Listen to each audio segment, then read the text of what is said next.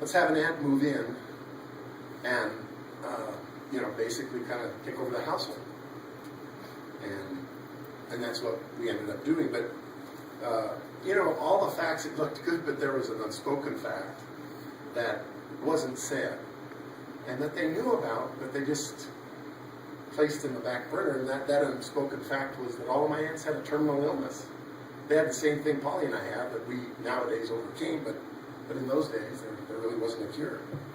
So what this meant for most of us, and for Richard especially, who was older, Gail and he were older, is we were going to be a family that just suffered one loss after another. Rose sold her business. She had a beautiful clothing store. She sold it and moved in with us, and a few years later she died. Laya retired from teaching and was the gem of the teaching profession here. She retired and moves in with us. And a few years later, she dies. After her death, the facade of a normal life for us was over. And we knew that, Dad knew that, Selma knew that, the community knew that. So we kind of would commute between Dad's house on 6th Street and Selma's house on 2nd Street. Richard and Polly would live with Selma on 2nd Street. Although Richard was always a hoarder, and he had this building in the back of our yard on 6th Street that was called his fort, his little fort. So he moved all of his great stuff into that little fort and locked it in there. Gail and I,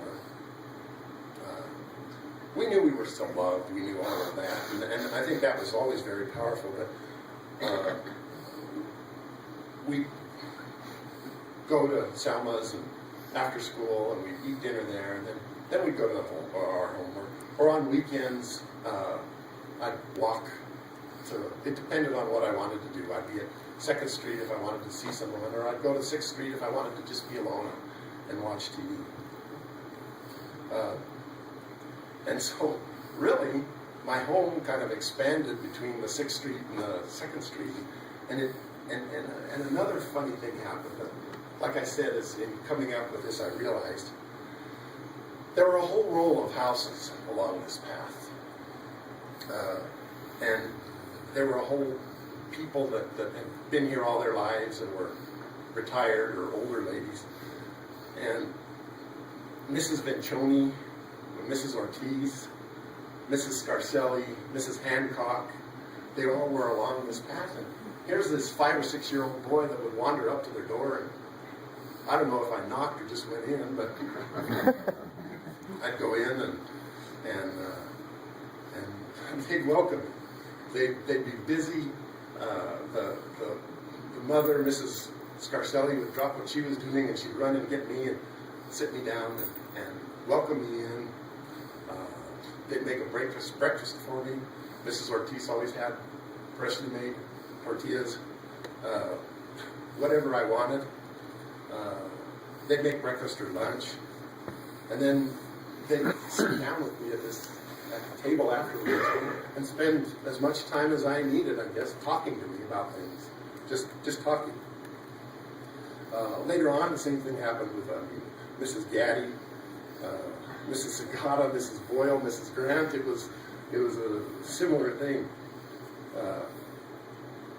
One of the things is with several of these is, I'd finish, I was full, I had spent a nice afternoon talking to them, I'd be leaving, and they'd walk away, I'd start to walk away, they'd walk up to me and they'd lead in and they'd say, Dougie.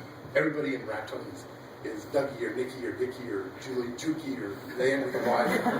I'd say, Dougie, I really love you. And they'd send me on my way. Like, God, everybody says they love me here. Richard also had this. He had his adopted families. It was Al Castillo, Chuck Jellicoe, TJ and Sally Johnson, Julio Marchiondo, Emily Hughes, Jim Morley. Everybody welcomed Richard. I know they probably didn't bend down and hug him and kiss him like they did me, but they still welcomed him in, and they let him know he was loved. And it worked pretty much in the whole community. We'd go into stores, Delicios, Rubens, Solano's, Jones's Drug, the same thing. I mean, we get things, we pick things up. If we didn't have enough money for it, they'd say, well, get us later. Or even, heck, don't even worry about it. It was really wonderful here. It was a great community. And, I mean, it was a community that embraced us, that loved us. And you know, if I haven't said it before, I'd like to say thank you to everybody that was part of that. Richard began his goal. He began now the goal of trying to educate me, It wasn't that I couldn't read. I mean, I was a normal kid, and I just couldn't sit for that long. One day, and I remember this clearly. The old library was right over here, right in this park. And Richard came to me that day and he said, Doug, come on, we're gonna go somewhere today. I thought, okay. And I said, yeah, wherever we're going. And we walked from Selma's house all the way down to here. And this was a beautiful building. It was a wonderful building, and it was clean and big and open. And we were walking up, and there are lion statues at the doorway, and I thought, oh my God, this place is so great. And he starts to take me back, and he thinks, I gotta show you something. And I'm thinking, oh my God, what has Richard done? What is he gonna show me? What's he hiding here? And he takes me back to the north section of there. He goes, Doug, you're not gonna believe it. He says, look at all these books. There is everything here. This is the history section, this is the American, and this is the world history. This is about Julius Caesar. Here's Hannibal. Hannibal got elephants and conquered the Roman Empire with elephants, Doug. Here's Abe Lincoln. Abe Lincoln, this was a great man. He was a self-educated man. He became a lawyer, and he became our president. This is all wonderful. Here's a section over here. This is the science section, Doug. It'll teach you anything you want to know, anything you want to build. This is the science section. Doug, here's the literature section. Oh my God. Walt Whitman is over here. Doug, Ernest Hemingway, Shakespeare, Doug. Oh my God. I'm looking at Richard thinking, what has he done? Then he takes me over and he says, Doug, this section, oh my God, this is my favorite section. You're not going to believe it. This is my section on science fiction. Oh my God. Jules Verne is over here, Doug. H.G. Wells. And my best. Oh, this author is the best author. You have to start with Robert Heinlein. This is the one you have to start with. I ended up taking a book on Hannibal, and I was like, okay, Richard, I want to go play with the lions. And he said, all right. You could see this really wasn't working, but go play with them. I'll be out in a while. I'm going to find a book for you. We went on a little further. One day, Richard said, Richard's theme, there are always answers, but it's sometimes difficult to find them. One time Richard says, Doug, I'm going to show you my fort. It's like, oh my God. Richard, do you have a body in it? What is in your fort? I don't care if it's a body, I'm helping you bury it. So, we go to his little fort. This was a separate building in the back. We open it up, and he has a cot there, an army cot. He has an army desk. He has an army footlocker there.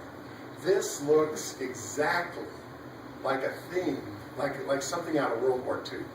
It's exactly like a war thing. Richard, at this point, my aunts had passed on everything. He now knows what he wants to be. My dad has an idea what he wants to be. He wants Richard to grow up and be a lawyer. Richard doesn't really want anything to do with that. He has studied history, especially every military battle that ever occurred. He knows why they won, how they won, everything about him. Richard is not going to be a lawyer.